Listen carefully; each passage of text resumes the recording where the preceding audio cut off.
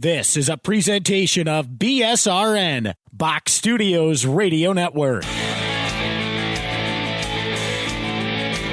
The Power Play Post Show is on the air, covering minor league hockey since 2003, and now covering the Binghamton Black Bears with news, reactions, and in-depth interviews only heard here. And now from the Box Studios in Kirkwood, New York, here is your host of the Power Play Post Show, Bob Howard. And hello, everybody. Welcome to another edition of the Power Play Post Show. This is the show for April 4th, 2024. This is season 13, episode 35, and this is episode 420 of the long-running podcast that is the Power Play Post Show. Hello, everybody. I am your host, Bob Howard, and welcome to another edition of the Power Play Post Show. We really do have a great show planned for you. We're getting near the end of the regular season. There's only 5 games left to go for the Binghamton Black Bears, and tonight they just completed a victory in Elmira against the River Sharks. They won the game 7-3. There's a lot to talk about when it comes to this game, so we'll get to that in just a little bit. Let's go through the must-reads. The Power Play Post Show is on Spotify, Apple Podcasts, Pocket Casts, Amazon Music, and iHeartRadio. Just search for Power Play Post Show on whichever platform you listen to your podcast and subscribe. Please join the Power Play Post Show Facebook group. Just go to Facebook and search Power Play Post Show and share with any of your friends who like the FPHL or the Binghamton Black Bears. Check out binghamtonhockey.net for all your Binghamton hockey information and curiosity. And on this edition of the Power Play Post Show, not only will we be covering this game against Elmira, but also Binghamton Black Bears forward Andrew Uturo is on the show. Great conversation with him. And Binghamton Hockey Hall of Fame inductee Shimes Shimers. What a great conversation I had with Shimes. I am very happy to have talked to Shimes again and, get him on and just go through the history books just a little bit with him, as he was the PA announcer for a lot of great moments in Binghamton hockey history. One of the longest-running off-ice officials, technically, because PA announcer is technically considered an off-ice official. One of the longest-running people just in Binghamton hockey history to be associated with Binghamton hockey. So it was great to be able to talk with Shimes and get him on the show. So let's talk about the Elmira River Sharks game that the Binghamton Black Bears just completed. It's such a strange thing, right? Because the power play was good. We scored 7 goals. And you still walk away feeling like there's some things that they can clean up, right? There are some things that they could probably do a little bit better, right? There's some things they can do 5-on-5 a little bit better, maybe play a little bit better on 4-on-4. And I'm not complaining. Listen, they won a game. They just lost 4. They come back.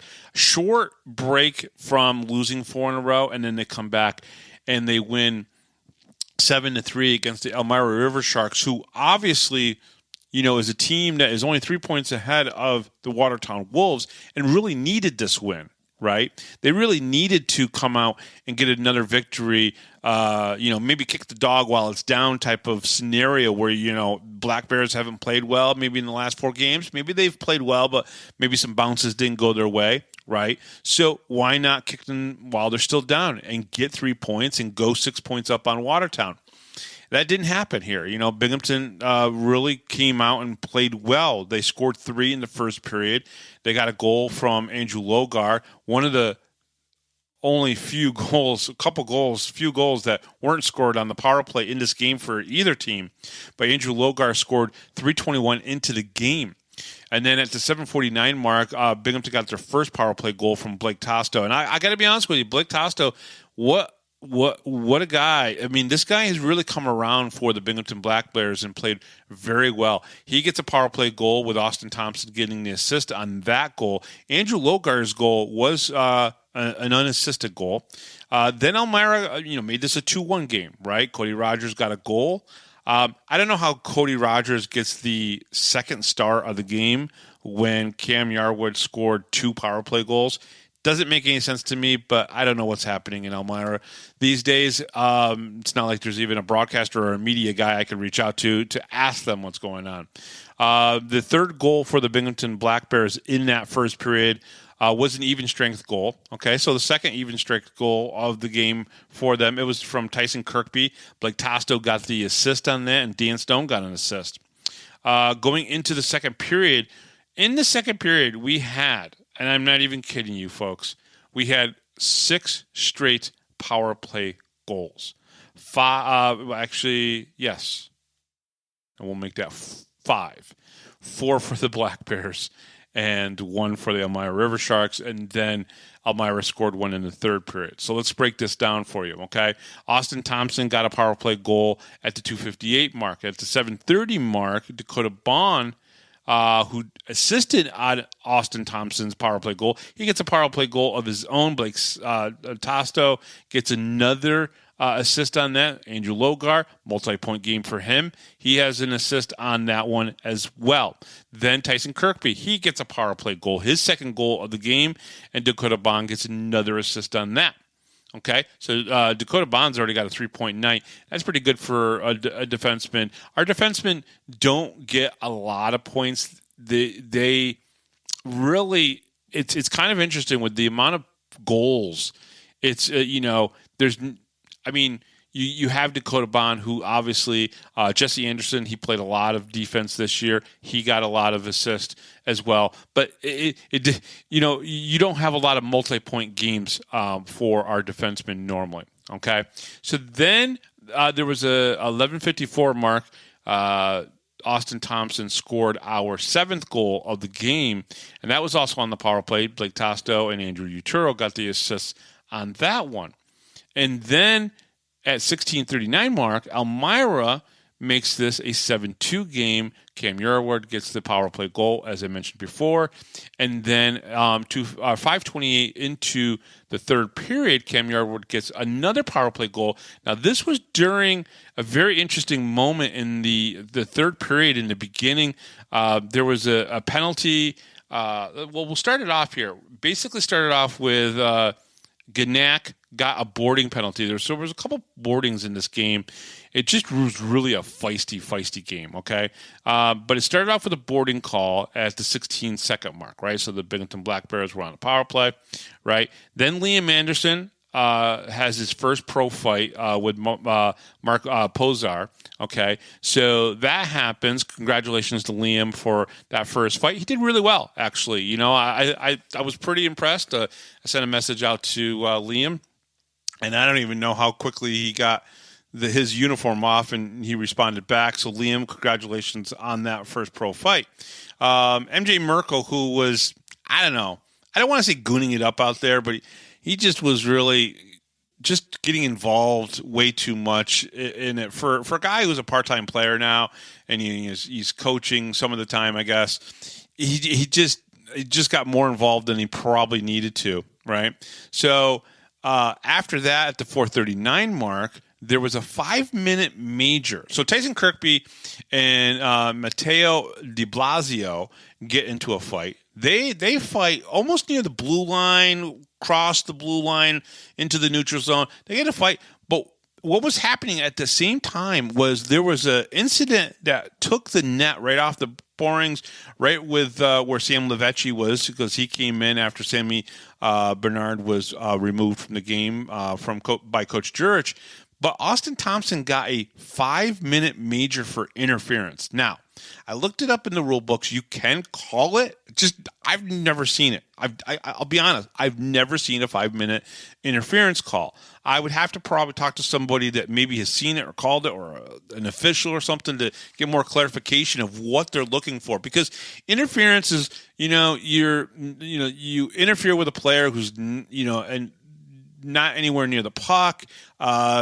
There's instances where you do something with the stick. There are reasons why you can get interference other than the typical interference that we know and everything. But it was interesting because they called a 5-minute major, which means they considered it a very severe infraction for interference. it was so very interesting. But that was Cam Yarwood obviously got the goal off of that. So the 5-minute major, Black Bears only gave up one power play goal, which was obviously good. And listen, the Black Bears have a very good power play and they have a good penalty kill. They have good specialty teams players on this team and everything. But we'll talk a little bit more about that kind of stuff a little bit later. A little bit later on in the game, MJ Merkel got a 5-minute major for fighting. He fought Josh Fletcher. Congratulations to Josh Fletcher.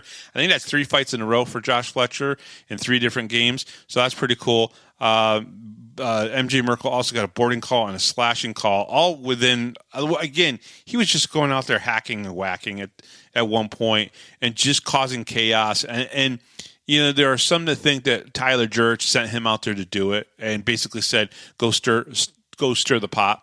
I hope that's not the case. I really don't. I really like Tyler Jurich. I hope he didn't do that, but he might be frustrated. Listen, his team is about to either get, they're either going to get knocked out of the playoffs or they're going to be in the playoffs and they're going to be limping in, right? And nobody wants that. So it was an interesting night, but the penalties in this game were just a little kind of out of control by both teams. I think it was a sloppy game. I think it was a very physical game and a very feisty game. What concerns me is that at the end of the second period, JT Walters, at the 20-minute mark, as they were probably going off the ice, got a physical abuse of an official. Now, I didn't see him around any of the actual officials on the ice, so it's a little concerning of what that was called for and what happened. More than likely, we're going to see JT Walters sit for a couple games. Depending on the severity of this and what happened, we don't know. We have no inside knowledge of what happened in this particular case, but it looks like but again, I don't know. Let's let the Fed figure this out, and we'll report on it once the Fed has announced any disciplinary action. But I just have a feeling that if they're calling that, it's very possible. The other thing that happened in this game at the end, Coach Sherwood probably was talking to the officials. He gets an abuse of officials. That's a game misconduct for him at the end. I'm just going to say this because I think it needs to be said. The Binghamton Black Bears need to figure out a way to not be involved in this type of game. This is not the game that they want to be a part of. Now, in this game, they won the game, right? They won 7-3. They come out on top with the win. But if there is disciplinary action to, say, Austin Thompson for a 5-minute major for interference, which I don't think there's going to be, folks, right? I just don't think so. But something happened important enough in this game that we're seeing a penalty that I've never seen called before. A 5-minute major for interference, I've never seen it happen. Okay, I had to go and look it up. But you also have a physical abusive official by one of your defensemen. Your head coach gets an abusive official's game misconduct. And I know that Coach Sherwood doesn't think that it matters, right? He's got a good penalty kill. He's got a good power play on his team. And they're good on 5-on-5. They're decent on 4-on-4. And obviously, they scored 5 power play goals tonight. They went from 69 power play goals on the season to 74. So they can score, right? But if you go into the playoffs and things tighten up a little bit, hopefully these penalties will start to go away. Because this kind of stuff is just not going to win you a championship. It really isn't. You have to be careful with this kind of stuff. And I just really think that there's more games this year that look like this penalty summary than not. And that's unfortunate. That's unfortunate. It really is. All right, so let's take a look at tonight's stats, right? Blake Tosto had 1 goal, 3 assists for 4 points. Man, I tell you right now, he's making a case to be on the playoff roster. He really is. I think he's going to be a right wing on the playoff roster, and he could probably be fit on the second line or the third line, and he's going to contribute. I think he's going to contribute all day long. Now, this week he was on the first line with Austin Thompson and Tyson Kirkby, right? And you had 5 goals between the 2 of them, or the 3 of them, right? You had 9 points 9 points from the first line guys, right? The guys that were listed as the first line, you had 9 points. That's how the Black Bears have won a lot of games this year, where you have that one line that scores a lot. Now, again, I've talked about it many times. You got to have that secondary scoring, and they have done that. Andrew Uturo scored, Dakota Bond scored. Those are what you would consider your secondary scorers, and they did that. So pretty good. Daniel Stone had an assist. Uturo had an assist tonight, which was great. Tyson Kirkby had 2 goals. Austin Thompson had 2 goals and assist. So obviously a good night for a good portion of the team. I thought Connor McAnanimal looked really good in the game. You can't always judge goaltenders in this league. I mean, defense. I mean, when you score 7 goals, you could give up 3 goals and it's not a big deal. If you only score 2 goals and you give up 3 goals, people are looking at it a little bit differently.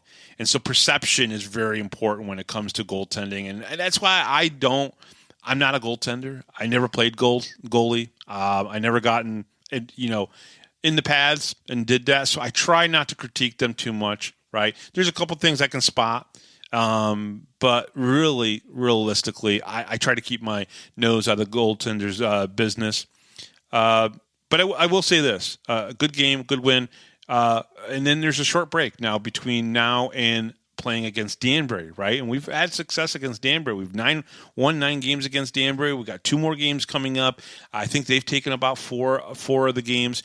I think they've played 13. No, it's more than that. It's got to be like it's more than that. But either way, we have won against Danbury. Now we're going to be playing at home where we're almost unbeatable at home. We haven't lost that many games at home this year. So I think going into this weekend, and especially on Saturday, the boys are going to want to play on Saturday because you got Hall of Fame night. You got Kirk Kleinendorst that's going to be there.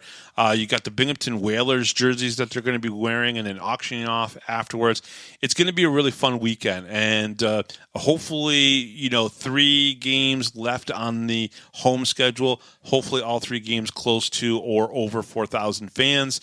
That would be great. And then you go into the playoffs the week afterwards, which could be against these Elmira River Sharks that they played against tonight. So should be interesting. I think playing against Danbury this weekend will be a really great test and a good tune-up match.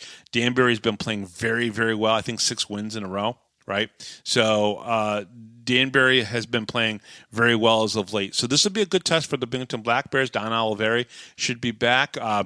Could even see possibly Matthew Ballard maybe back. We'll see. I'm not sure when he's going to be released from the ECHL team or when that season is going to be over so he can come down. But it's very possible that we could see him this weekend. If not, the weekend afterwards, the final weekend of the season.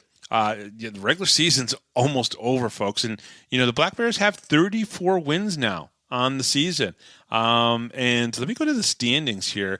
I don't think they've updated the final for the game yet. The Black Bears are going to be third. They're going to have 34 wins now on 107 points, and that's pretty darn close to what they've done in the past couple of years and everything. I'm going to go and check that out right now. So they are 34 wins. They had 36 wins last year and 32 wins the year before. So they already beat season 1 and everything, and they're 2 wins behind last year's team, right? So if they get one more win, they'll match the points, right? They'll have 110 points if they get one more win after tonight, right? So they'll match that. So that'll be a franchise tied high, right, with last year. So if they even get one more point or another win after that, and they match the win combination, they'll actually have 113 points. So unless they win in overtime. So the Black Bears are having a good season. Let's be honest. The penalties aside, the Black Bears are playing well, and I think they're going to do well in the playoffs. It's just a matter of tightening things up, and getting that discipline in order. Okay, so we've got a great rest of the show. 2 great interviews. We're going to start off with Andrew Uturo from the Binghamton Black Bears, and then directly after him, we'll have Stephen Shimes Shimers on, and we will have a great show. Now, the Black Bears have 3 games this weekend. It's 2 against Danbury and then a Watertown game. I might do the weekend wrap-up show before the Danbury game, right? Because or before the Watertown game on Sunday, because Sunday they're going to play until like 9:30, 10 o'clock at night, and I would rather get the show done and out to you guys before that. So maybe I could talk a little bit about the two Danbury games, maybe preview a little bit of the Watertown game, and we'll go from there. So coming up next here on the Power Play Post Show, very excited for you guys to get to hear him. He is from the Binghamton Black Bears. He is Andrew Uturo. We'll be right back right after this, right here on the Power Play Post Show. Hi, this is Don Biggs from the 92-93 Binghamton Rangers. Hi, this is Brandon Buczynski. This is Grady Wittenberg, the voice of the Binghamton Senators, and you're listening to the Power Play Post Show.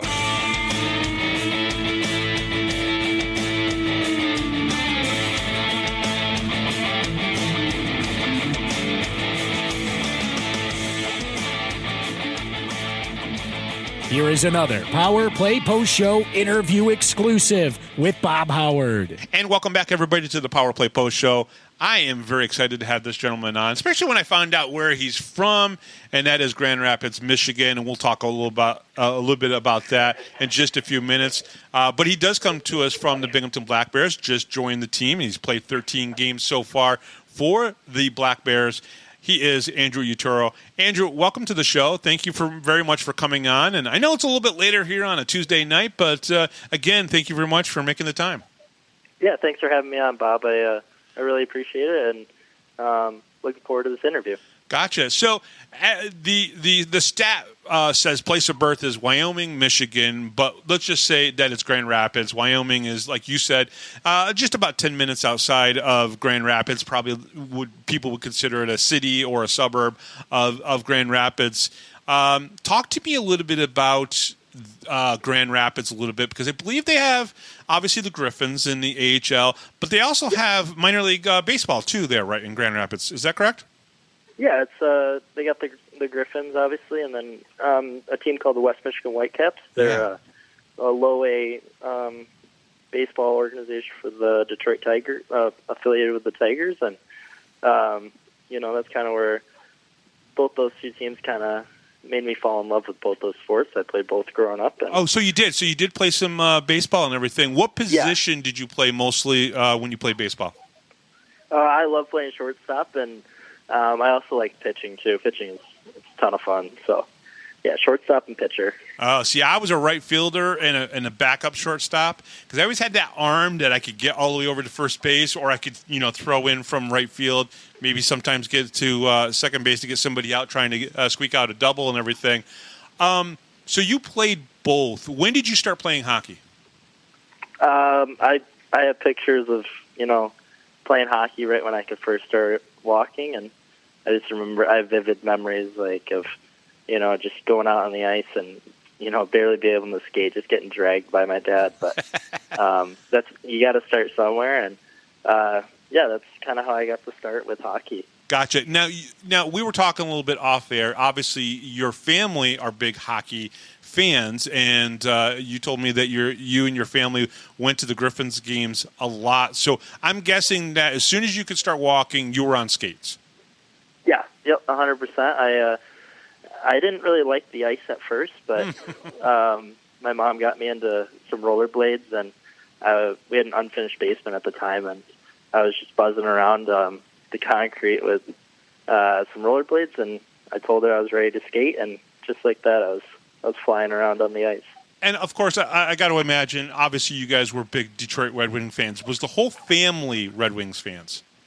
Yeah, 100%. That's, in Michigan, it's kind of like almost like a sin if you're not a Wings fan. But, I'm hoping they can make the playoffs this year. It's going to be a very tight race all the way to the end. But. Oh, without a doubt. Well, I'm a New York Rangers fan, and we're already in, so I'm okay. But listen, I love any person that is a fan of an Original Six team, because, come on. Original Six team that's classic. That's just the way it should be and everything. So there was obviously a lot of influence for you, Tigers and, Red Wings. You guys were obviously close to the Griffins and everything. Baseball. What about football? Did you ever play football? Was there any other sports other than those two that were ever in the picture for you? Yeah, I played football my freshman year of high school. Mm-hmm. I just had a bunch of buddies playing it, and I was like, you know what, I want to give this a shot. I wasn't on the high school team yet for hockey, so I was like, all right, I'll give it a shot. Like, and then the year after, I made the high school team, and I was like, probably shouldn't risk getting injured playing football, so I had to stop playing football. And then golf, I played. So I quit baseball my sophomore year, and I played golf sophomore, junior, and senior year on the varsity team. Oh, nice. Yeah, I like playing golf too. So we have some good courses out here. Hopefully you stick around long enough when they start opening up to play a few of them. There is one in Nichols, New York, where the casino is, and I recommend it. It's called Tioga Country Club, and that was the one that was my high school course and everything. Very difficult. It was designed by a pro golfer and everything for obviously Nichols and everything. So very, very cool. I love golf. Do you have a favorite course out there, or is there a course anywhere that you've played that is probably your favorite course? Man, that's a tough one. I would probably say it's a course in Michigan that you probably wouldn't know, but it's been my favorite course all growing up. I worked at it. Oh, okay. Yeah. So it's just a course in Michigan. It's Grand Valley State University's golf course. Oh, cool. So very cool. Yep. So how competitive? I know this is going to sound like a strange question. I've talked to guys from Minnesota and Massachusetts and obviously in New York, just from this team alone and everything. How competitive is youth hockey in Michigan? Yeah, it's very competitive. I never did the whole AAA thing because, Grand Rapids is on the west side of the state, and sure, all those teams are on the east side of the state, all the Little Caesars and Honey Baked and all those teams. So there's no AAA teams really out on the west side of Michigan? So there's one. Wow. They're called Fox Motors. Okay. But I, number one, it's very expensive to play AAA, and also my parents didn't want me traveling to the east side and missing a bunch of school and stuff. So I stuck around Grand Rapids and just played some AA hockey. And when the time came, I joined my high school team, which is a Division I high school, so it's still very competitive and good hockey. And that's how I got kind of seen from my first junior team. So you were scouted initially while you were playing high school hockey by your first junior team? Yeah. So my coach from the junior team is 30 minutes outside of Windsor, and that's not too far from Michigan. There's a couple big tournaments during the high school season, so he had a connection with my coach, and my coach recommended me, and I just got to join that team after my season, which was pretty cool. Now talk to me a little bit about Granville High. What kind of when it comes to sports at Granville High, are they more a hockey or more of a football or more of a baseball type of school? If you had to say from my school, my high school, Tioga Center, it is football number one. That's where they put all their money. I would say they honestly are pretty good about splitting football and hockey. Really? With money wise and all that. Football maybe a little bit more just because they get more fans, but. Yeah, the hockey team's been very successful. Honestly, it's our rugby team has been national champions every year, so they're good. As well as our cheerleading team, they win almost every year. So it's almost like the smaller sports that win a lot of championships, but our football and hockey team are also really good. That's pretty amazing. And so because of that, because of the competitiveness of these, and it's also probably the conference or the division that these high schools play in, they get scouted. There's people that come and just kind of watch these games looking for players like yourself. Exactly, yeah. It's during the season for high school for hockey, they had a couple big tournaments on the east side that I was fortunate enough to play in. And, they have NAL scouts and NA3 scouts there and all those divisions of junior, and I was lucky enough to be scouted by one of those teams. So So Leamington Flyers, talk about that. So junior hockey, it kind of explain it to people, because some of the people who, unless they've had kids go and play junior hockey, you're almost going and like signing with like a semi-pro team. It's so not like going to college, right? Where you're at a dorm and you got practice at a certain time and everything. They run these junior teams very similar to like a pro team. Oh, 100%. It's you get your one practice in a day, and you do pretty much work like we were doing workouts by ourselves. We didn't have a strength coach at the time because that was during COVID. While all that was going down. So we would do workouts by ourselves, and then we would do our practice, and that would pretty much be our day, much like, how the pro schedule is right now for me. It's go to the rink, practice, do some recovery, work out, and then that's kind of like you kind of have the rest of the day free. So it's very well run, and you meet so many people. I've stayed in contact with all my billet brothers and all of the billet families I've stayed with, and it's pretty special, the connections you make playing juniors. Yeah, there's a lot of relationships that you kind of forge, and you never know when you might have to, call somebody or text somebody and get help from one of these billet families, because it really does. There's a special connection that happens between the families that host the players that come in for juniors. It's really a remarkable thing. 100%. And it's awesome that families are willing to do that in this day and age and open their houses still to players that need that. So I just thank all of those billet families that do that. Yeah, talk a little bit about going from Leamington then to Ottawa and playing with the Junior Senators. Now, this is a team that has a pretty good following as well, and there's so talk a little bit about going now to the big city to play, in for a junior team like that.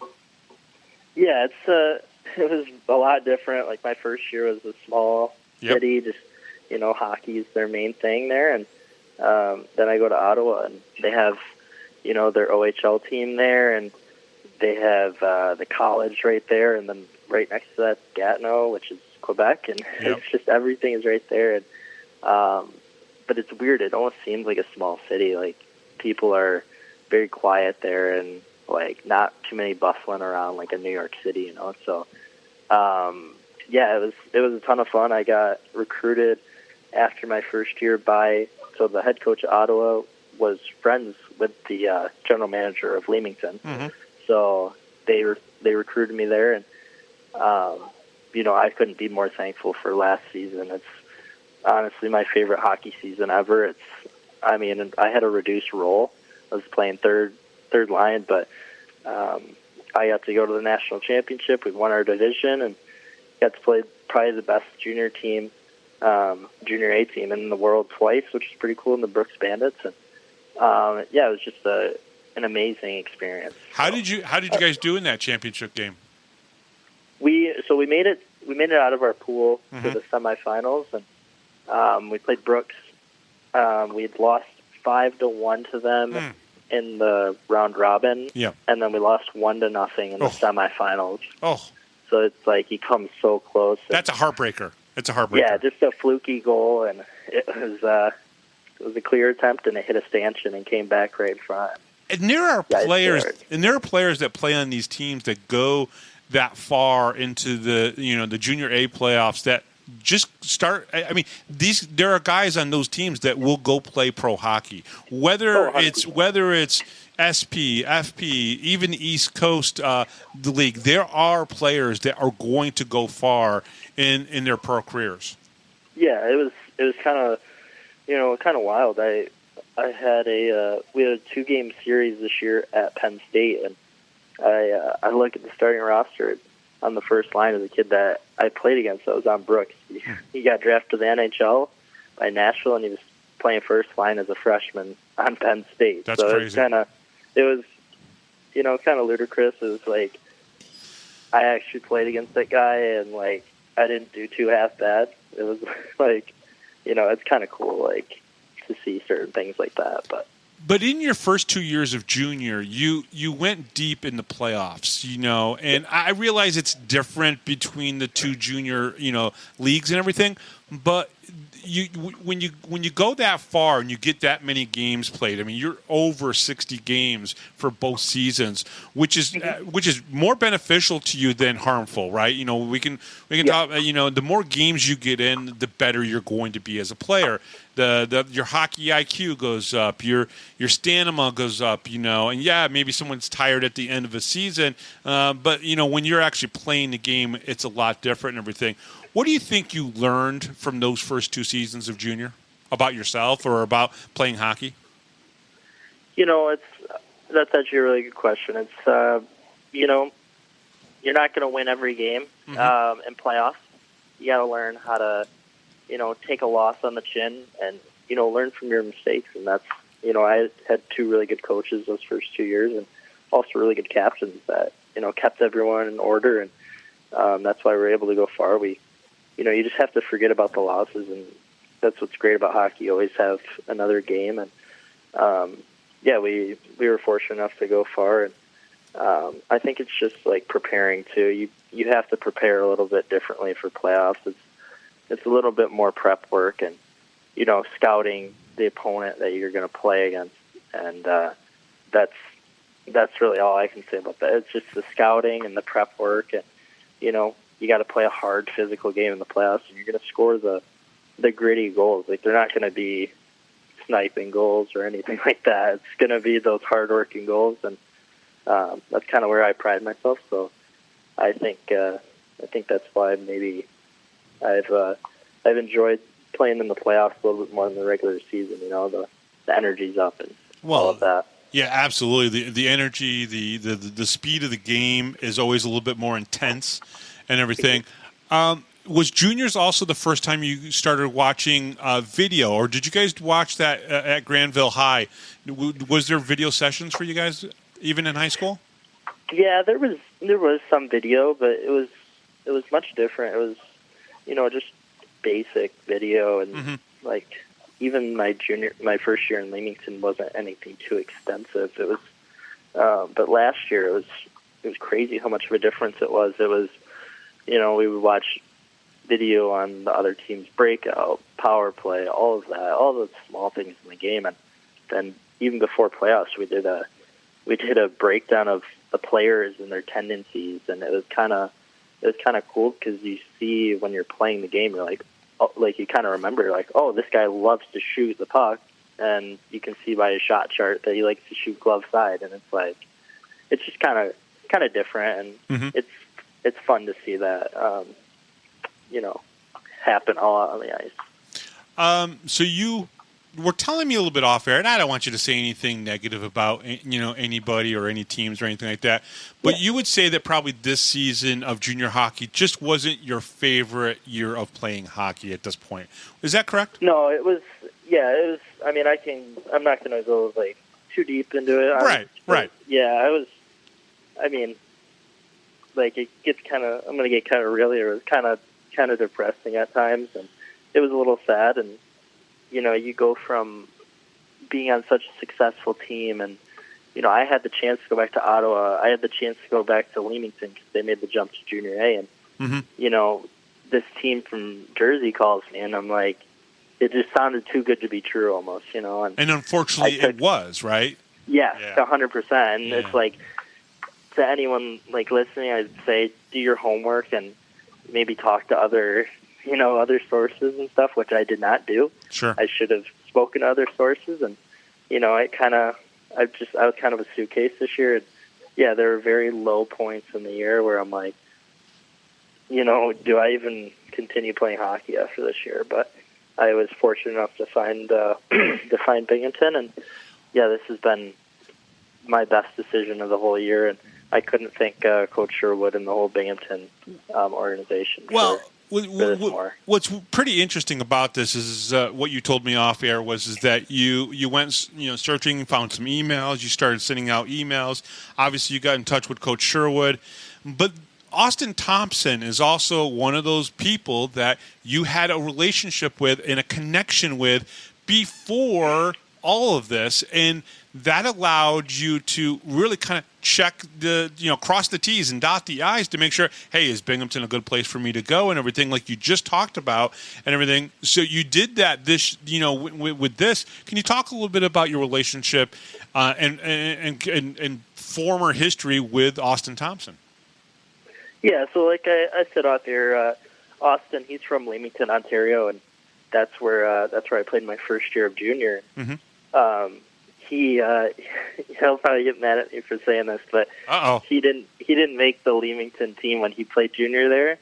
So he played for this team called the Chatham Maroons, the biggest rival of Leamington, and he played college in my hometown in Grand Rapids. So I came back from juniors and I was wearing all my Leamington stuff, and he was giving me a hard time, and I'm like, who's this guy?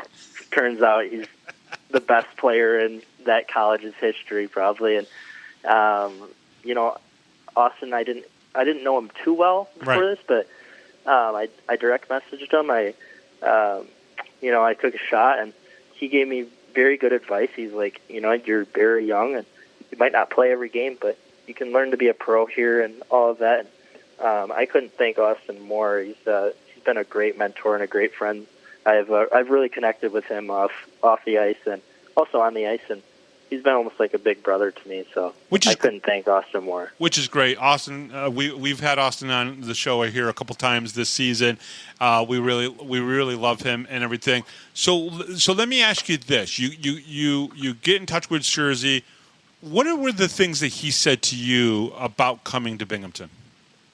Yeah, I remember I was at a Texas Roadhouse in Utah, actually with my billet family. They were having like a final send-off for me because I was going to come home to Grand Rapids, and he's like, hey, Andrew, this is Sherwood. He's like, hey, Andrew, we have an opportunity because they were playing in Motor City that weekend, and lucky enough I was coming home that weekend, and I hopped on a flight to Grand Rapids, and he's like, you're not going to play every game. You might not even play any home games, but when you do get a chance, this is kind of like a project here. So I'm honestly surprised I've played this many games so far, just because I am so young, and he really wants to see what I can do and bring me back for next year. But he said this is a project year. Learn to be a pro.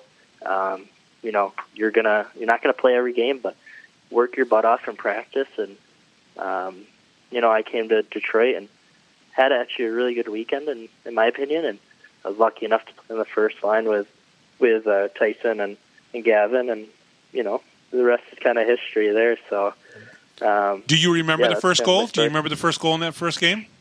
Yeah, I remember just picking it up on the wall, and I found Gavin through the middle, and I'm like, oh, this guy's gonna shoot, and nope, he just made a sick pass through the seam, and I had pretty much, it was one of my easier goals I've scored. It was a nice little one-timer tap in, and I just remember being so happy and relieved that I, finally got a chance somewhere to succeed, And show your skills, right? Because that's really what it comes down to. You were in the, I don't want to say this, as a cliche, but you were in the right place at the right time because you know how to play hockey. There's a hockey IQ. When you came down and you're looking over at Gavin, you're like, oh, he's going to shoot the puck. But he had confidence in you and sent that pass over, and he's a great passer, as we all know, and everything. And you were in the right place, and that's the important part. That's hockey IQ. That's where that comes from and everything. So it's pretty cool because I remember that you got your first goal in your first pro game, and there was two other guys, Peter Izzo, and I think Cameron Clark got his first goal. Clarky got one too. Yeah, in his first game as well. And that's kind of cool that you guys are coming in and being able to, as I talk about all the time about Sherwood, and maybe you could speak to this just a little bit as well. I say that he's got systems in place that when you plug those players into those systems, kind of like in New England for a long time. Yeah, sure, Tom Brady was the quarterback and everything, but Bill Belichick had systems in place. So he could plug in a receiver here or, a tight end here or whatever, and everything still kind of worked and everything. He plugged you in, Peter Izzo in, Cameron Clark in, and you guys were able to score because the systems were working good. Yeah, it's Coach Sherwood, he's done an amazing job this year with this group, and obviously congrats to him. He just got his 50th win the other night, maybe 2 weeks ago. But yeah, he's I can't express how thankful I am for him and the opportunity he's given me. He's almost like a kind of older brother in a sense too, because he's not that much older than you, right? And he's just fresh out of playing pro, so it's awesome to pick his mind a little bit on the bus, and when he's in a kind of talking mood, he really gets going and tells some awesome, funny stories. And he's done great advice too. And he's done some crazy stuff in his playing days and everything. And he'll probably tell you, this is what I did, don't do that, and everything. Because he's got a few of those stories and everything. If he hasn't told you any of those yet, you'll definitely have to pick his ear about some of the stuff that he's done and everything. Were you surprised how quickly you were able to kind of come in and start, not just contributing, but playing the role that was needed for the team, pretty quickly? Because you scored 2 goals in the first 3 games. That's great, but there were other things that you were doing that was helping the team win games. Yeah, I was very pleasantly surprised. The team was kind of depleted at that point. There was some guys in the SP, and I think Don might have been gone. I think Oliveri was gone. And, so was McCloy. He was here at the time, and some of the guys were gone. And I was able to come in and play a high role in the lineup, and that was awesome. I was very grateful for that. And recently I've been on third and the extra forward, but I've just been trying to not as many minutes, but get some shots off, do the hit people, keep the intensity on the bench, and I try and be a little spark plug on the bench and just keep everyone engaged, even if I'm not playing. And I think I've really learned a lot about being a good teammate this year, which is awesome. And honestly, something I needed to learn.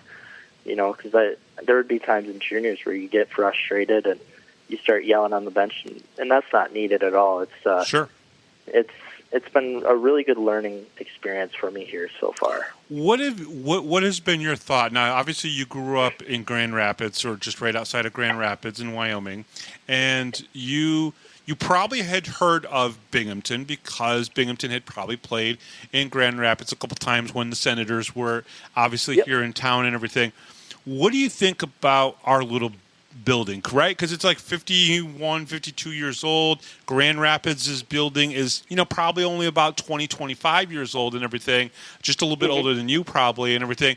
What has been your thought of not just the building itself, because it is older, but also the fans here?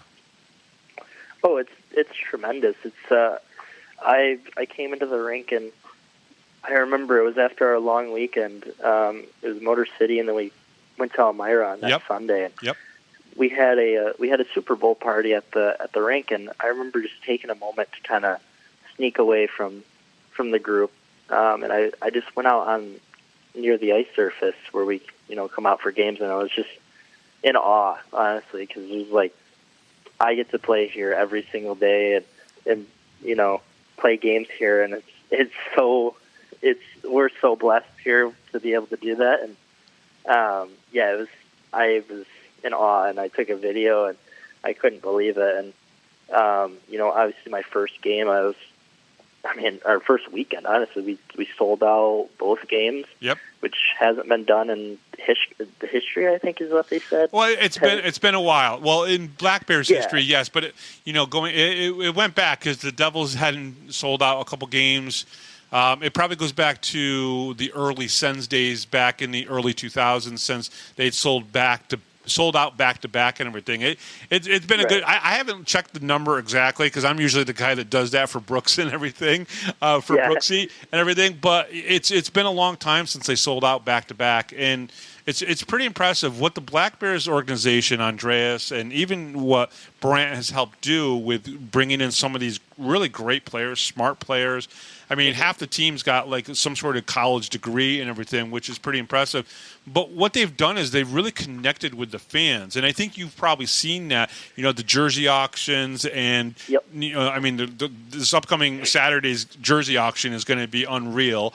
Because those jerseys, you've seen the jersey, right? It's beautiful. Oh, they're amazing. Yeah, and it really takes you back too, because everybody remembers the Hartford Whalers, and everyone said that was one of the greatest logos of all time.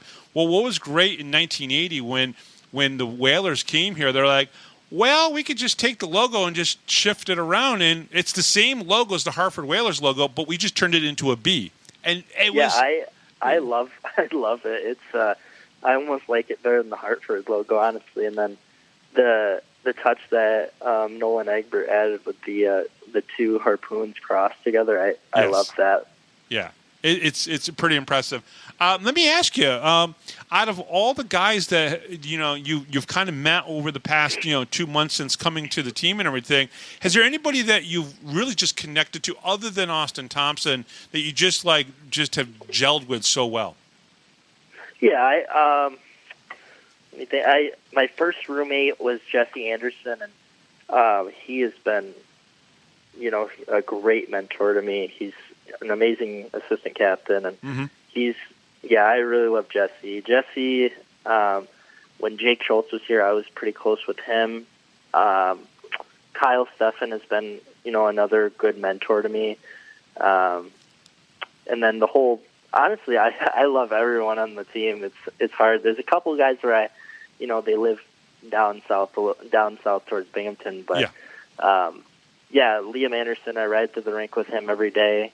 So I'd probably say him I'm closest with is probably Liam. I think Liam's my my biggest fan. Like literally, he listens to all the shows and everything, and he's a great guy. I love Liam. Thank you for listening, Liam, because I know you're going to be listening to this interview, especially if you're driving with Andrew to the rink and everything. And I really appreciate it. He was scratched a couple weeks ago, and actually just came up and. We talked this way like you and I have, but he came up to the press box and introduced himself to me, and I was so appreciative of that. It was it just meant the world to me because you guys, I've talked to so many of the players this year and everything, and some of the guys have been just amazing. Like they'll see me and they'll be like, "Hey, Bob," and I'm like, "Do I know you? Oh yeah, it's this person or whatever." So it's hard to kind of pick a favorite because. I'm sure I'll get crap from some guys if I didn't say them. Like, I love Dan Weber and Weebs is funny. Josh Fletcher and Connor McAnanamont. Those guys are my favorite too. But Liam and I, we ride to the rink every day and we kind of poke fun at each other. He gives me a hard time because I'm a little. I like to get in his ear a little bit and mess with him sometimes, and he's a little bit quiet. And I've kind of got him out of his shell a little bit, so that's good. So before I let you go, let me ask you this question here. I've asked every member of the team what is the goal this year, and they basically told me to win a championship. Tell me personally, and I'm sure that you want to see that as well because you'll be able to go for that ride, whether you play a lot of games in the playoffs or don't, depending on how the playoff roster shakes out. I'm sure you'll be here until the end. But let me ask you this. What is your goal for the rest of this season, for you personally? For me personally, I would just say, keep being a good teammate, keep making good connections because that's what hockey's about. It's good connections and get in the gym, get my work in on the ice, my extra ice, the optional ice that I go to. I try and go to every single one because I think it's a big, that's kind of like where I can, hone my skills a little bit and focus on my game. And just like I said, just be a good teammate and really work to become a better all-around hockey player. And, this summer will be a big summer for me, but, like everyone says, I'd love to win a championship here. And if I'm not in all the games, then so be it. I'll still be cheering the team on from the box or on the bench. When you do go back to Grand Rapids in the summertime, is there a group of pro guys that will skate together and kind of train together in the off season? Have you made any of those connections yet to possibly do that? Yeah, we have some Division I guys that are from my area, and obviously some of the Griffins stick around because they get some housing here, or there, excuse me. Yeah. So we'll skate, and some of us will set up a skate. We had a league last year actually where cool. a lot of Division I players are playing in it, high end juniors, and a couple pro guys, and it was a good turnout. We had like 4 teams worth of guys, and it's we don't necessarily do a ton of skills work, like one-on-one with a skills coach. We don't really have much of that, but sure. we do like drop-ins and all of that, some goalie shootings. So I don't think people realize how important that is for pro players to have that, or even college players for that matter, to be able to have that group in the summertime to kind of work out with. I think it's really an important thing. Yeah, I don't have too many personal connections with the pro guys. Sure. Some of the high end Division I and junior guys I do, but just getting your work in and like I said before, honing your skills and being ready for that next upcoming season. Yeah, absolutely, and hopefully it's here in Bingo and whatnot. Yep. Andrew, thank you very much for coming on. I really appreciate it, and I got to be honest. Sherzy keeps finding kids who are just easy to talk to, so just knowledgeable about hockey and very articulate, and you definitely fit into that group. And I really appreciate you coming on. Yeah, thank you, Bob. I really appreciate you having me on the show, and I look forward to hearing that. All right, awesome. He is Andrew Uturo of the Binghamton Black Bears, and we'll be right back right after this, right here on the Power Play Post Show. You're listening to the Power Play Post Show.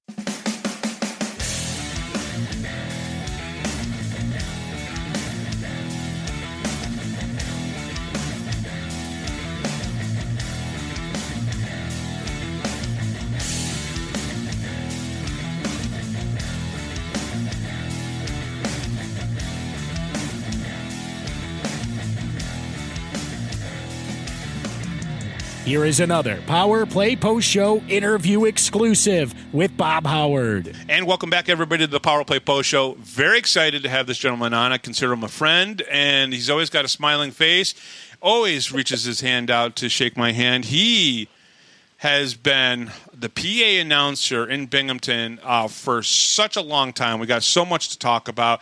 And now I'm just happy that I can call him a Binghamton Hockey Hall of Famer, which he'll be inducted this Saturday, April 6th in Binghamton. He is Steven Shimes Shimers. Shimes, congratulations. Welcome to the show. It's been a pleasure to get to talk to you again. And just, again, congratulations. Oh, my gosh. I am really humbled with this honor. I don't even know what to say. You go to the rink every day for 26, 27 years, something like that. Mm-hmm. And you just you go have fun. And you go in there, you try to inform everybody what's going on in the game. You maybe every once in a while give them a little smile or do something silly. Have some fun, maybe a guffaw will make them smile or whatever, but it's been a wonderful, wonderful journey. And I came to an end a couple of years ago and let Frank Perney do the job, but and I finally get to be on your show. Well, I appreciate this working out the way it did and everything. Shimes, let me ask you this question. You've been in radio for 42 years, though, right? 43 years? It's 43 years now, back in 1981, October 18th. Wow. I got a call from a program director in Elmira on WBNY, and he said, hey, you want to come out and be a radio DJ? And I said, that'd be cool. So I started midnight to 6 right away, and it was from that point on, I was hooked. And back about 96 and 97 season, I brought my son to a couple of games, and in 97, 98 season, Jacko asked me if I would sit in for a game, and the rest is pretty much history, thanks to Patrick Snyder. Do you remember that first game? Oh my God! Everybody hated me.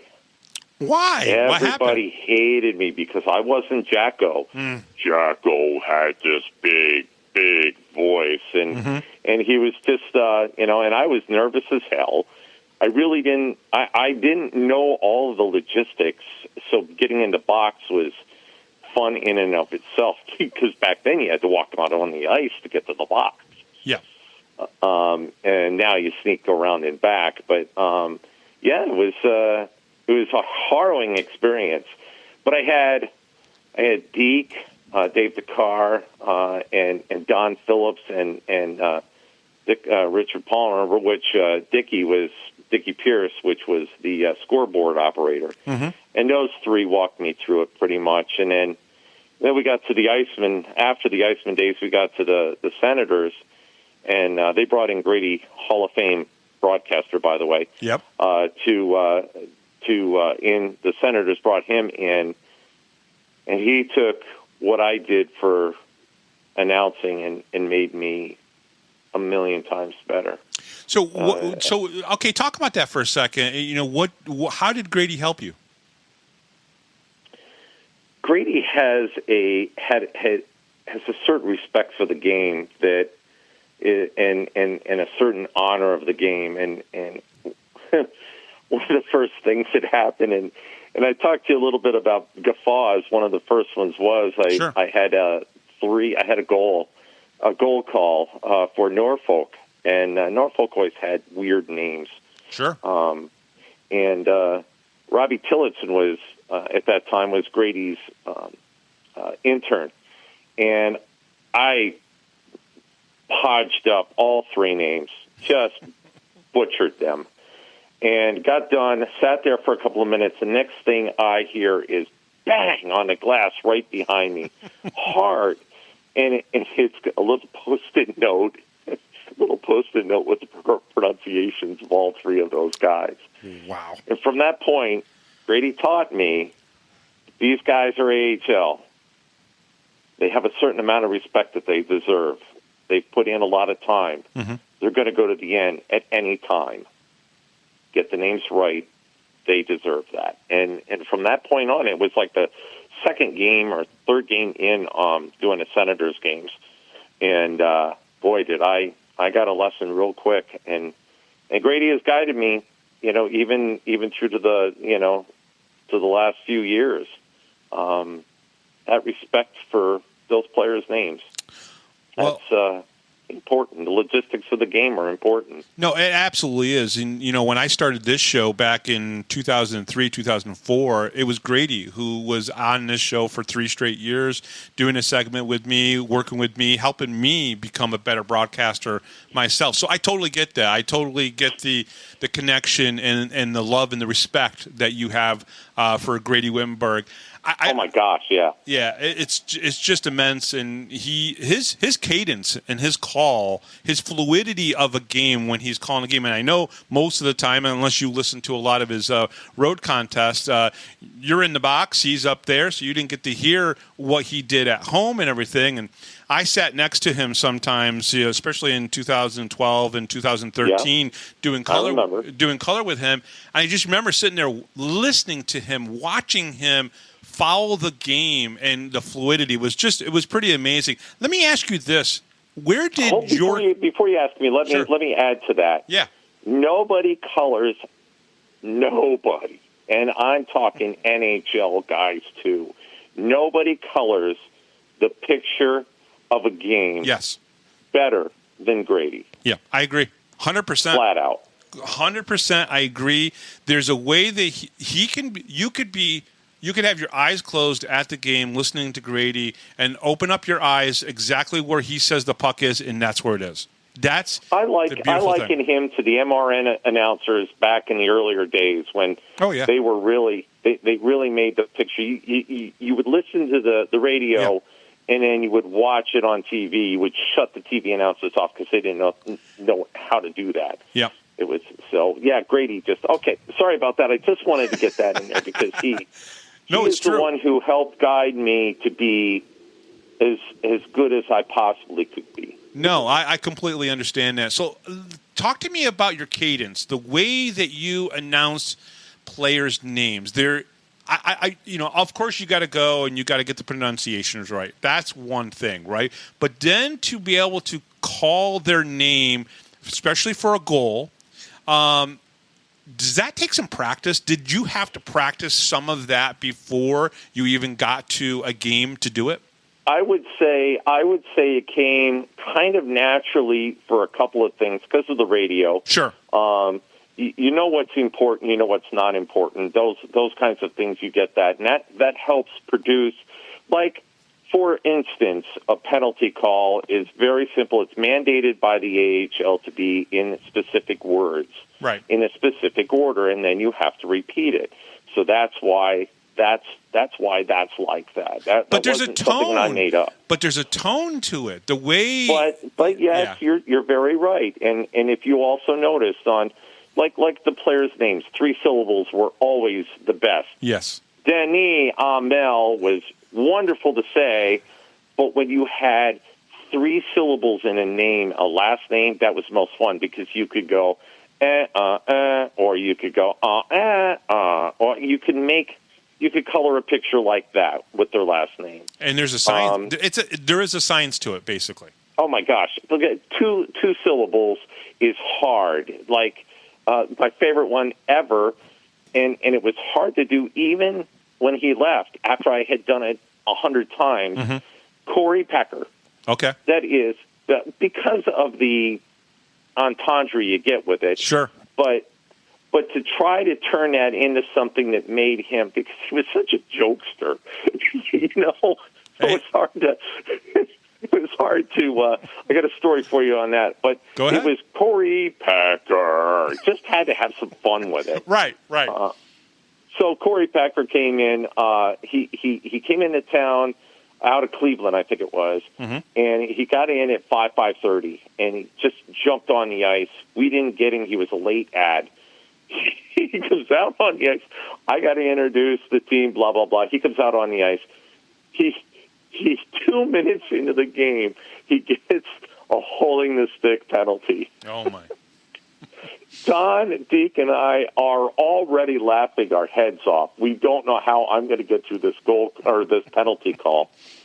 But, I didn't make it through the second call. I started laughing so hard because it was penalty to number 39, Corey Pecker. 2 minutes for holding the stick. That's Pecker holding the. Yeah. I lost it. Yeah. Flat out lost it. By the way, Corey Pecker was my wife's favorite player. Oh, he was one of my favorite players of all time. Yeah. He sat there after that call. He looked up at me and he just laughed and he goes, I've been dealing with this since I was 6 years old. And I just said to him, I'm so sorry. And he goes, oh, don't be sorry. We're going to have a fun year. He was just such a great kid. Yeah, we also had a Johnson on that team, too, by the way. By the way, it was fun because we had a call with Johnson, Hedlund, and Pecker scored the goal. Yeah. I remember those days. That was probably one of the funnest ones. And when you saw him line up against who's the kid in Rochester, had the same kind of thing. Corey Pecker and, I can't remember the kid's name from Rochester right now. Put myself on the spot. but my most fun goal call out of all of them, and I got such praise from Grady for it, mm-hmm. was Norfolk. It was Nikita Kucherov, Vladislav Nemesnikov, and Dmitry Korobov. That goal Grady sent to me right after the game, and he called it the Russian Redux. Yeah.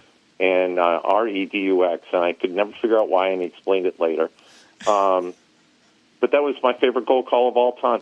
Well, it's very difficult to go through the Russian names and to do it as a PA announcer, and you only have a certain amount of time. And back in those days, Grady had an excellent mic feed, so we heard everything that you said. When there was a goal call going to happen, Grady stopped talking, and we would hear chimes. So you were part of the radio broadcast as much as anything was. And, I didn't know that for a long time. And Grady told me that. Yeah.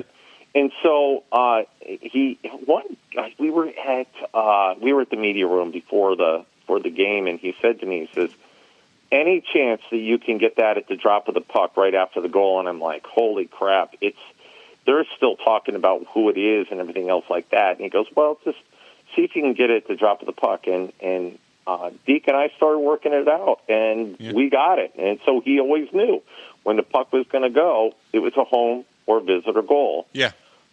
Just little things that help make it, and that also helps with the flow of the game. I've been in places where they do the goal call 3.5, 4 minutes after the goal. It's crazy. That's just it just doesn't make any sense. I think Frank Purdy has been doing a good job since you left. I have to ask you, because you're down there, you've got the penalty boxes on either side of you. Was there ever a moment where you feared for your life maybe a little bit, because you think? You think? Dennis Bonvie and Brandon Sugden? There you go. Are you kidding me? So there was a couple moments where those two in the penalty boxes, you thought maybe they were going to come through into the middle. We thought I got my face smushed up against the glass, if you remember that. Yep. It was scary for a couple of seconds, to be honest with you. There was a point where Dennis never was like that. Something was really a muck about that. Yeah. Because Dennis always came in the box and said, "Hey, great show, kid. You did great. It's for the fans." Every time he came in the box, whether he kicked the kid's butt or not. Yeah. It was funny. Well, so this dust up between Brendan and Dennis. Dennis comes in the box, and they're just going at it. And I got to get the call out. and so I get the call out. And they're screaming at each other. And Dennis is, starting to go back at me. Now, there's nothing really much more scary than an ice hockey player with skates on his feet. Right. And you have just shoes on. Mm-hmm. That's scary. And I'm like, oh, crap. So I put my butt up against the back of us so he wouldn't go through. I said to him, I didn't turn my head up or nothing. I just said, "Dennis, it's 10 games if you go past me." He goes, "Oh, I got this. I know, I got this."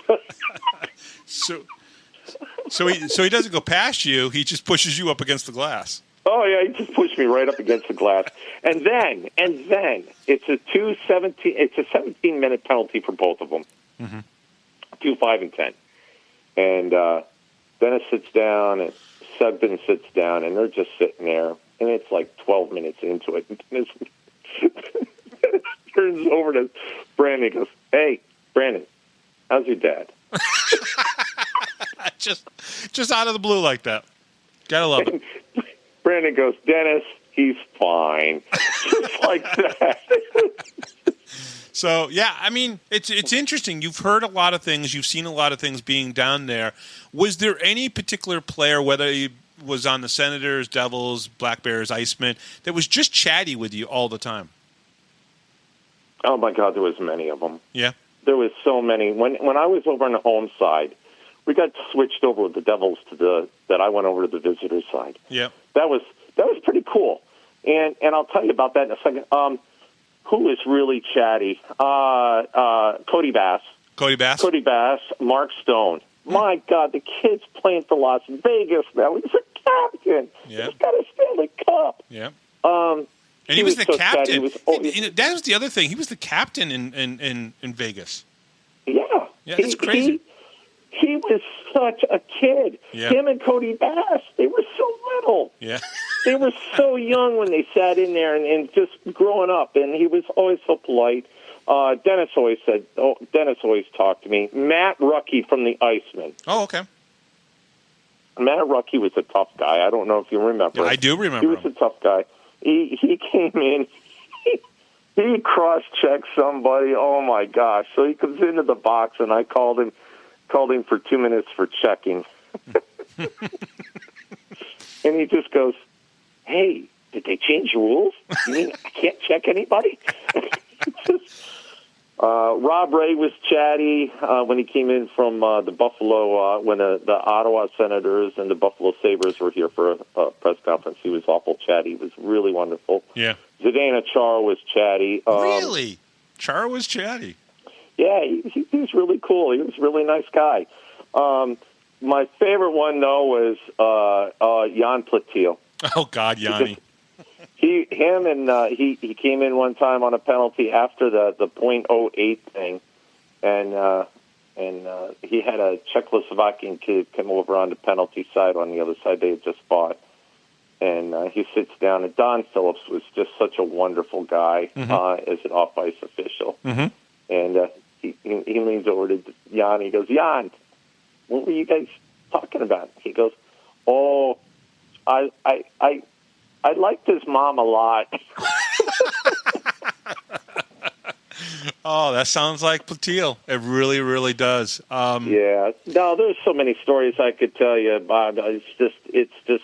But let's break into 2011, right? So 2011, great season for. I mean, well, for the Senators, it wasn't that great of a season, and then they made a trade for Ryan Platolny, right? We had Grant Platolny, his bigger brother, I think. Yeah, bigger brother. Grant? We'll go with Grant Platolny. We had his bigger brother earlier in obviously the Senators' lifetime here in Binghamton, but then Ryan comes over from Chicago and Rockford and comes into the organization, and within 2 months everything changed.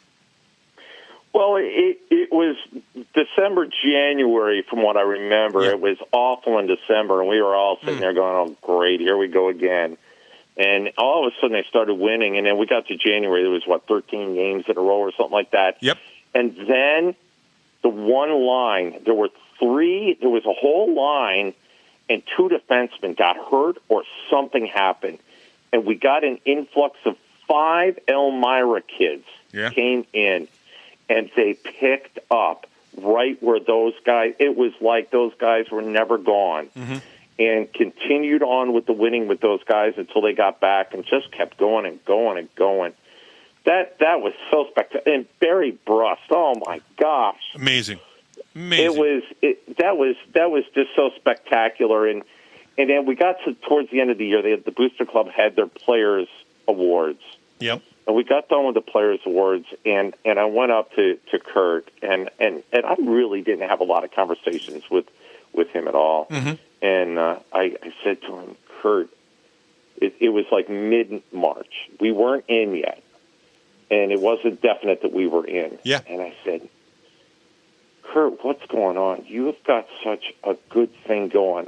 I'm looking at this, Kurt, and I'm going, you could go all the way with this thing. I said, what's going on? He says, I've got an excellent locker room. They're all just gelling and everything. They bought into my system, and it's just such a wonderful, down-to-earth guy that he was just very humble. And then of course we won. Well, what's amazing, and what I really want to talk about with you is I was around in the 92-93 season for the Binghamton Rangers, and we had some great moments there. I remember when AHL came back in 2002 with obviously the Senators and everything. I'd never heard the arena that loud than we did. Once we got even past Manchester and we were into the other 3 series, I'd never heard the arena that loud. So tell me what it's like being down there as the PA announcer. You got the 2 penalty boxes on either side of you, and you got all these fans around you, and you have to concentrate, but it is that loud. You can't, dude, I don't know if you know or not, but I get emotional. I have no problem shedding tears, and this does bring tears to my eyes, I'll tell you, because even with Manchester, it was so loud. It was. Deke and I Don was in between Deke and I, and Deke was my God. I turned to him, and he'd be like 16, 13, 22, time of the goal, 4:32. I couldn't hear a thing he said. It was so bad. So we came up with a paper system. He wrote it down for me and handed it over to Don, and Don was very gracious in helping and everything like that. So we get through the Manchester series, and it's just 7 games where it's nuts. It's nuts. Every game, at the end of the game, I'm jacked from adrenaline. And then we get to Portland. And that Portland series was just off the hook. It was so loud. And it got so loud before one of the games, the PA system popped. Yep. Done. Gone. It's out. And it took a couple of minutes, and I'm like, what are we going to do? What are we going to do? And we got to go. We got to go. The AHL is going to be pissed. We're on time. We're on camera. And I said, I'll just go out on the ice. I'll just go out on the ice. College, Arlene Garrity, Mansfield University, had us do from one football field to the end of the football field to the other. She had to hear, I'm the very model on modern major general of information, vegetable, animal, and mineral across the 100 yards without yelling. I went out, and I did that. Wow. And I got to introduce Connor Gates as doing the anthem. Mm-hmm. And the place was packed. Mm-hmm. And Connor started singing. He's like, I got this. I'm a theater guy. I got this. Sure. He belted it out.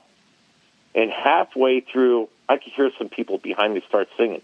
So I kind of get my arms in the air, and everybody started singing. It was one of the most magical moments out of the 27 years. Yeah, that's pretty awesome. It's pretty awesome. And it just got louder. And I know... Oh. I know I called 3 games with the Manchester Monarchs, and I couldn't believe how loud it was there. But then as I was sitting at the press box, in the press box during the later series and everything, I could not believe how loud it got. It was an amazing moment. And then, after they won the Cup down in Houston and it came back, and they had to go see Steve Sterling first, and he was in the hospital, and that what an emotional roller coaster it was for the players and everything. But then that parade and that speech and the words that you said are still things that I hear in my head. And what was that? That was 12, 13 years ago? For 20? Wait, how long ago was it? It was 13 years ago, right? Yeah. Crazy. I cannot tell you. I can't tell you a word that I said. Not one word that I said. I found the videos, and I believe they're yours, right? Yeah, they are. Yep. I found the videos and I watched them a couple of times, and I just bawled my eyes out, of course. But it was unscripted. We won that whole thing. Mo played the most perfect music for that party. That's amazing. It was just, and those guys made it a party. Yeah, they did. And all the dignitaries understood the brevity of it. Yeah. And it was just a spectacular moment. Mm-hmm. I never touched the cup that day because I felt it was theirs. And everybody was all, I got to touch the cup. I never touched the cup until I got the call, you got a day. And I'm like, you're kidding me. And I had a day. Yeah. And then I went to take it back, and I got the call, you want to go to Boston? And I'm like, what's out? Coach? Sturls? Yeah. I'll take the cup to Coach Sturls. Absolutely. That's awesome. So I took the cup to Sturls. Stopped at, it was in the passenger seat. I stopped at the Albany Thruway, and this lady at the toll booth goes, what's the trophy for? I said, it's the Calder Cup. It's the AHL Cup. And she goes, what position did you play? Well, she's looking at you going, you're a hockey player? Come on. So that's awesome. And that was that. I think my most favorite memory of that is A, talking to Kurt about that, B, the party.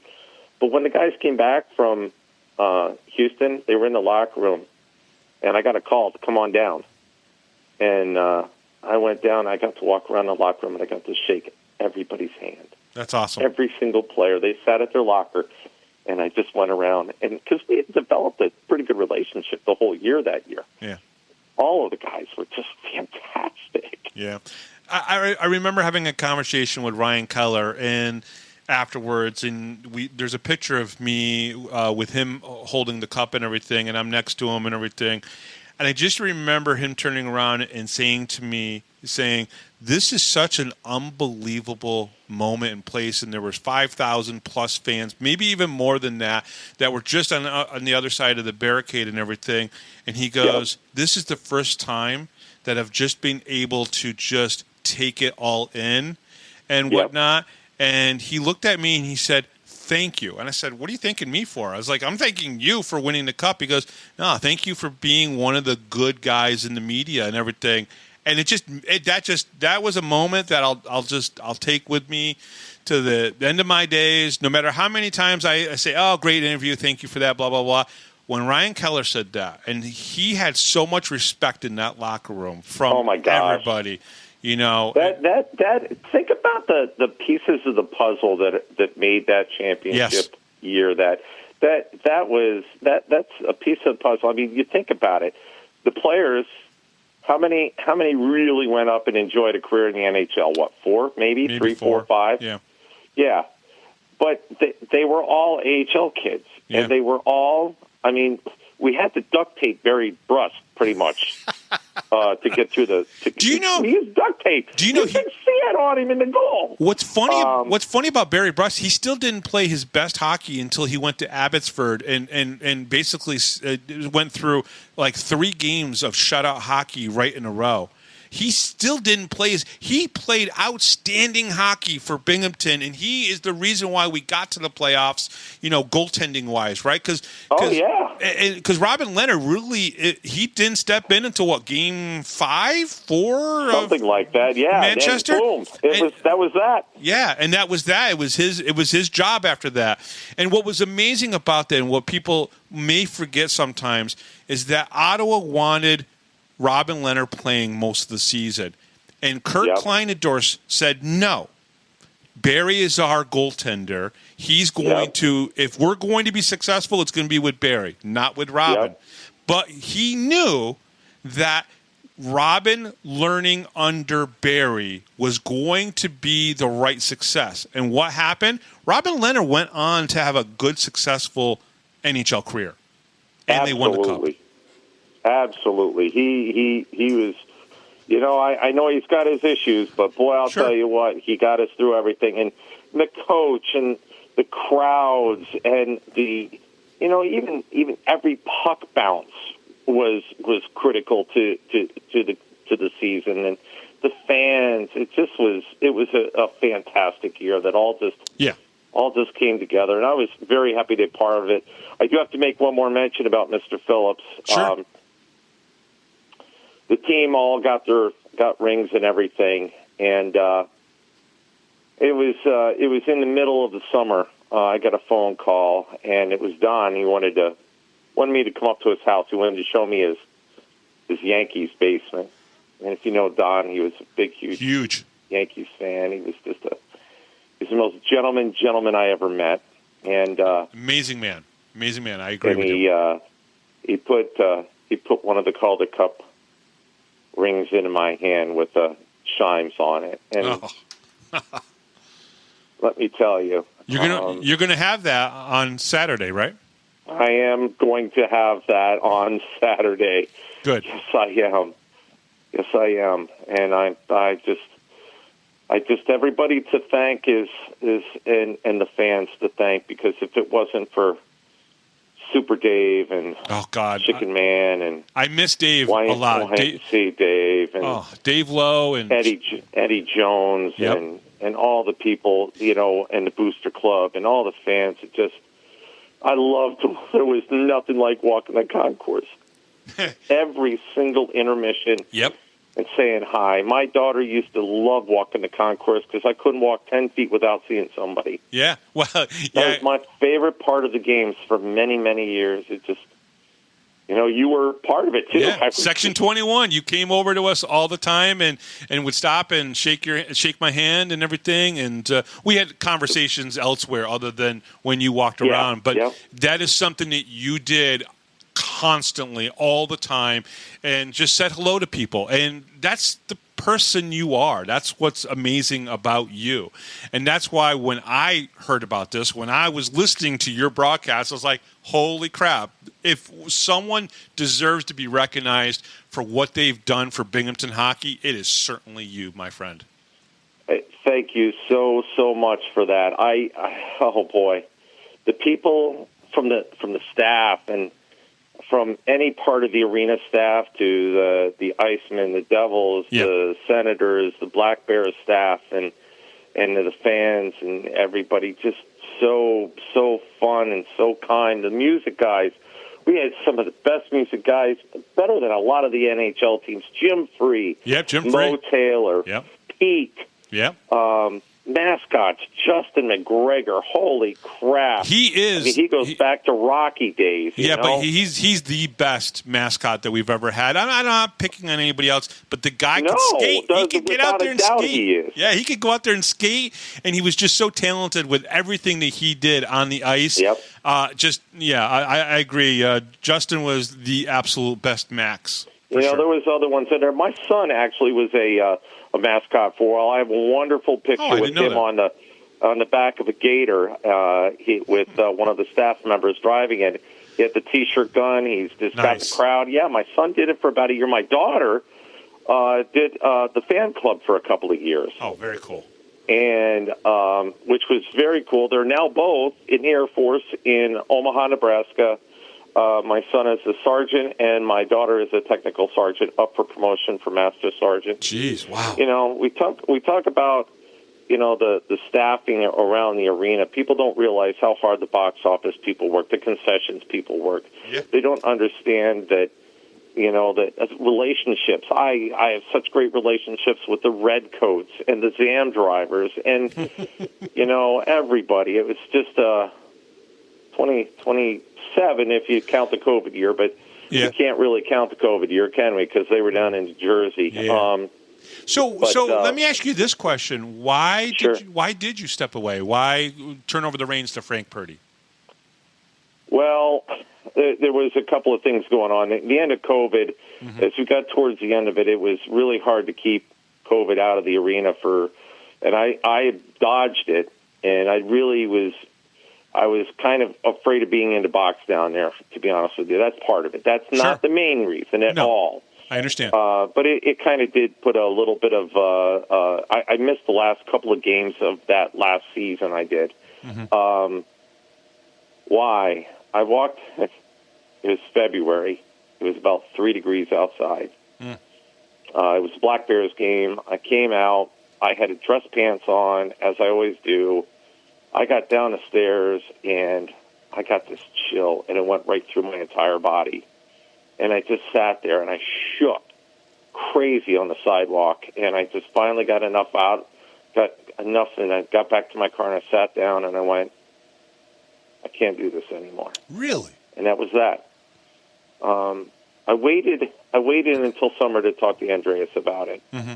But that was pretty much, there was no reason other than the fact that, Bobby, I'm getting old.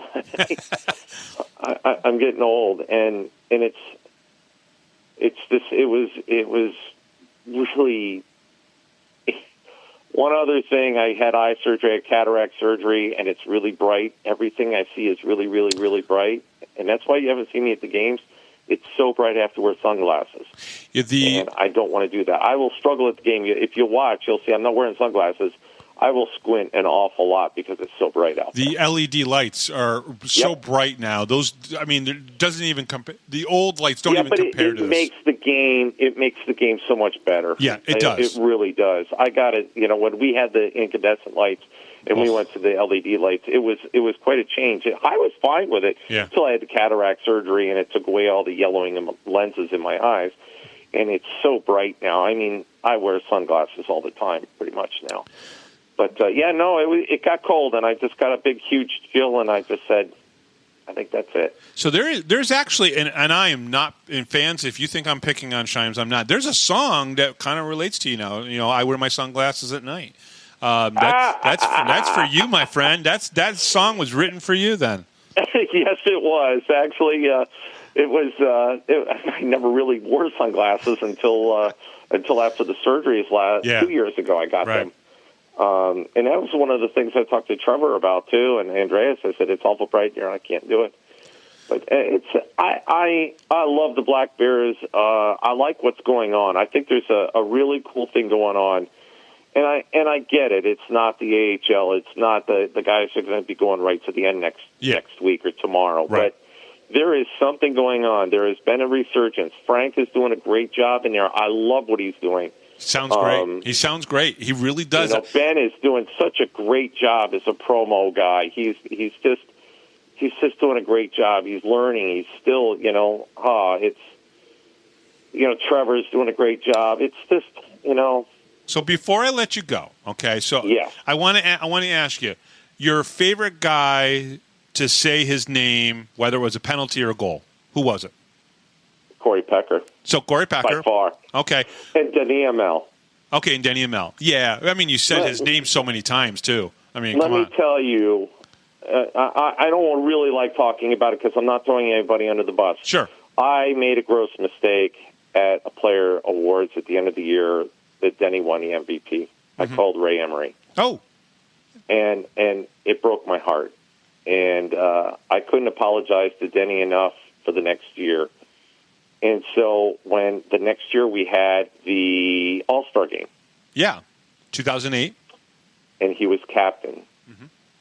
I walked out onto the ice outside the door, and as I was finishing up, and he was the last one that I called, I looked him square in the eyes, and he looked me back. I didn't even look at the script, and I just went right through his name, and that was probably one of the most goosebump moments I had the whole time. So Denis Amell, love it. The goal call with the three Russians, and anytime I got to say Corey Pecker's name.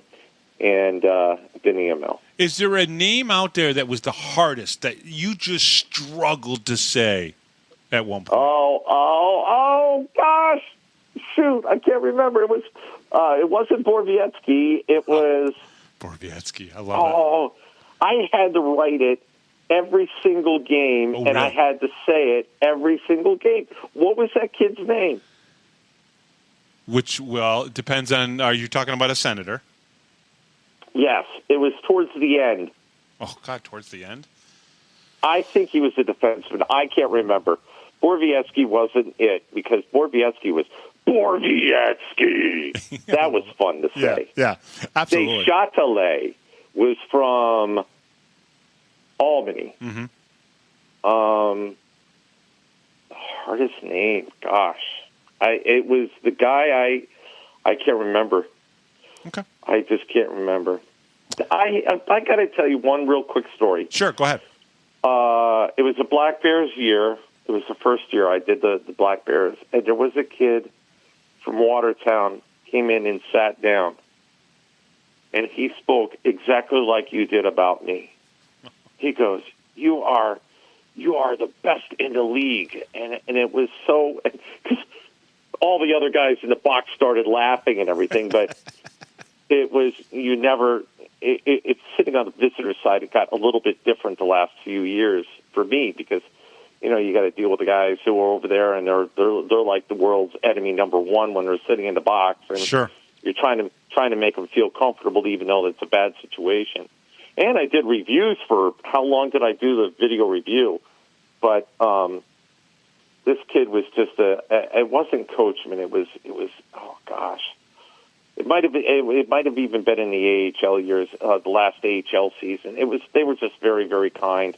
All those kids were, and one of them wanted to grab the mic and say his own penalty. He goes, "Can I call my own penalty?" No, you can't. That's my job. It made me laugh. So I think people have to understand the impact that you've had on Binghamton hockey.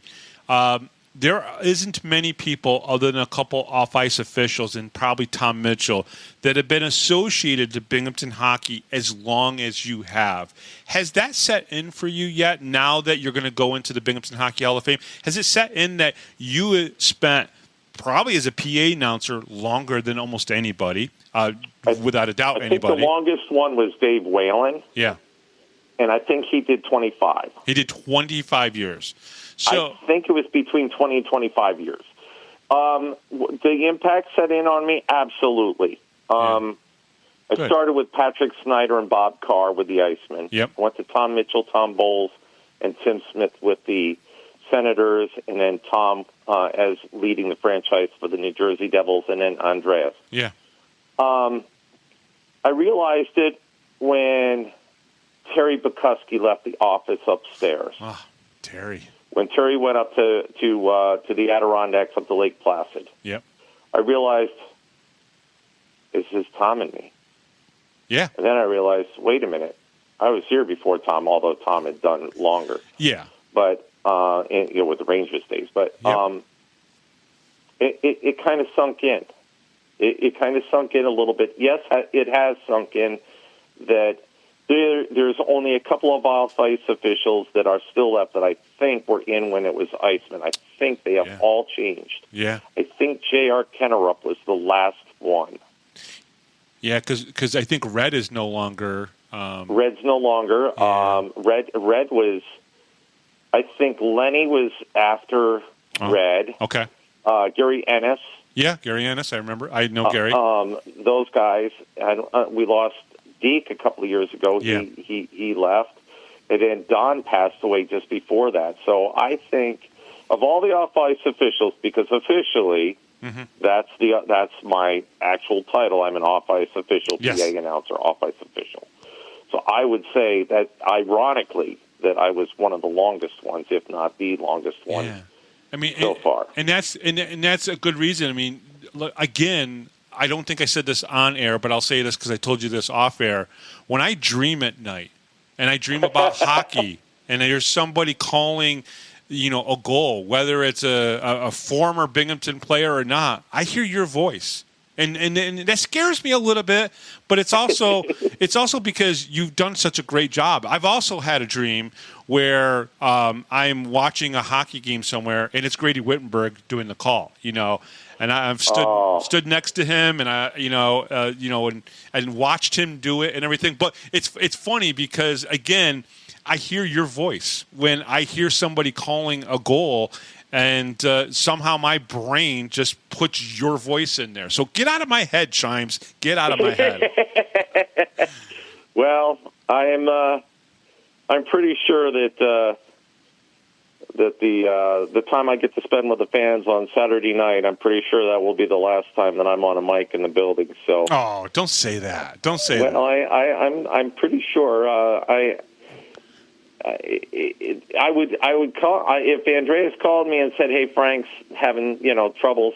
Can you come do a game?" I might do it for him. But there's Ben Sperduti now to do games. Yeah. There's other guys that it's their time. You know what I mean? Well, so, Connor filled in for you, right? Connor Gates. Connor, Ben, and TJ actually did a game, and he did a great job. I'm over. Poor guy. I'm on the intercom over on the other side, and we were training TJ, and there was in the second period there was I think 4 goals and 3 fights. Oh no, poor TJ. Poor TJ was just, and he did a great job. Who filled in for me else? That's it. I think it was just Connor and Ben who filled in. You did so many games. You barely missed games. I would say I've been trying to do the math, and I believe it's over 1,050 games. Yeah. Wow. Which would be about probably a little over 2,000 goal calls if you average them. Sure. That's a lot of games. How many did I miss? I think I missed less games than I did 1 minute remaining in the periods. That's funny. And I think there was less than 30 in all my years. That's crazy. Shimes, I'm just so happy for you. I'll be honest. You're one of the really true guys out there. I do want to make a note that when I talked about it on Facebook, I said this is the guy that he was at Michelangelo's, sitting by himself, having a meal. I walk in, and he just calls me over just to have a conversation. That's the type of guy, that's the type of person, that's the type of friend you are, and that's what people need to know about you. Not just about the big voice, not about the radio guy. How many more years do you want to do radio? Probably a little less than 10 would be good. Yeah, I don't want to be so old that I'm not relevant anymore, and there's going to be a time. That my goofiness, and let's face it, I'm goofy. I know that. Nobody's more goofier than TJ Swartz, and he's still on the radio. Let's be perfectly honest here. And I love TJ to death, but, that guy will be sitting there still reading the USA Today as part of his morning show. Oh, yeah. I don't know. I've already got in Binghamton, 96 through now. What is that? 28 years, 29 years almost? Yeah. So I got that many in, and people don't realize that I've been doing mornings that whole entire time. It's always been mornings? It's been mornings and other shows because we have so many stations. But I've been doing mornings. It started off as country, and then it went to alternative, then oldies, and I've been on the oldies station in mornings since 2001, I think we turned oldies. Yeah. By the way, the music that you guys are playing on there that you guys are calling oldies really pisses me off. I don't consider that oldies. I still that's why Solid Gold is the oldies station now. I know, but so that's why we call them classic hits. We had to come up with a different name. Oh my God! When you say it's oldies, I'm like going, no, 50s and 60s is oldies, not this. It's like that's why we came up with Solid Gold. To be honest with you, classic hits is a different way of saying they're not quite moldy oldies, but they're 80s and 90s are kind of getting up there a little bit. But you know what? Thank you so much for your kind words. I can't express to you how much it's meant to me for the fans to be as appreciative. When you call a goal and you hear goal and you hear the crowd in behind you say it with you, or you can't imagine. Like a couple of years ago when I got the Bob Carr Award, I needed a Kleenex for that because the fans were so kind. And well, I hope you have a Kleenex with you this weekend as well. So Trevor and I already talked about that. There's already a box in the lectern for that because I probably will crack a little bit. I know I will, but knowing Trevor, he probably sold some sponsorship to go with that. Sponsorship. when there was a moment of silence, like in between a play, and we didn't get the music, or I didn't get to the PA fast enough. Sure. I would always hear either Mo or Jim Free or somebody in the background go, "This moment of silence is brought to you by Christy Lennox and Associates." That's awesome. The people on the intercoms made the games fun. And all the operations managers. I mean, if it wasn't for them, there'd be no game. There would be no game. Their ideas of promotions and their ideas of how to run things, and that every one of my scripts I mandated be 20-point times New Roman, all caps. They all accommodated that. We sat in each one, and as I think I've gone through 8 of them. We would sit and explain how to write the script for whatever, and you always put the person's name last or whatever. And those operations managers made the games. They really did. And that's awesome. Everybody from Chris DeReese to Chris House to Savannah Ford to Mike Karpowicz to Connor Gates to Trevor to John McGaw back in the Iceman days. Just good stuff. Wonderful people. Good stuff. And some of them will be standing with me. That's awesome. Out on the ice, by the way. Well, I'll be there in front of you taking some pictures and everything, as I tend to do for these Hall of Fame ceremonies. Shimes, thank you I hope I don't much. break your camera. No, are you going to be wearing sunglasses? Will you have the glasses on? I will have them with me. Probably I'll wear them, either in the stands or I don't know where I'm sitting yet. Gotcha. But I'll probably have them with me because it really is bright in there. And but I'll get through the ceremony. I'll get through it, and but I'll be squinting a lot. Well, listen. It's old age. The way I look at it is just put them on, man. You'll look cool in my pictures and everything. I'll look badass. Those are two words that you don't put together: shines and badass. They just don't work. I think I just lost half of my demographic, my young demographic, with you saying that. But Shimes, again, thank you very much for coming on. I appreciate it. Absolutely. Congratulations. Have fun this weekend, and I can't wait to see you come up, shake your hand, and wish you well again. Thank you so much, and thank you to each and every one of your listeners, and thank you to each and every one of the fans. From the bottom of my heart, I can't tell you how you made my life better. Yeah. Thank you. Yeah, absolutely, and thank you. And we'll be right back right after this, right here on the Power Play Post Show.